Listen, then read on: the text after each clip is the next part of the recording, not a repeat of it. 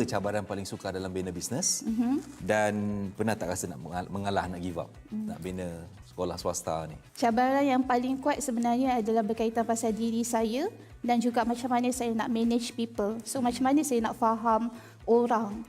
Sebab saya pun ada satu karakter yang tidak bagus kan, maksudnya macam kita tahu kelemahan diri kita kan, Datuk Wira, kan, tak sempurna, dan kita nak menguruskan orang pula, dan dalam masa yang sama menguruskan orang tu maksudnya staff kita, anak murid kita, parents. So macam mana tak kita mudah, nak tak mudah, Datuk Wira, nak tundukkan ego kita kan. Kalau staff kita tak puas hati dengan kita, macam mana kita nak tundukkan kita punya ego. So sebenarnya tak mudah lah, Datuk Wira, dan banyak masa sebenarnya adalah juga saya nak give up, tapi sebab saya ada satu niat, iaitu saya nak memberi pendidikan kepada anak bangsa. Saya nak bantu sebenarnya, nak bantu supaya anak-anak bangsa kita, generasi yang ke depan ni, maksudnya mereka boleh belajar agama dengan bagus.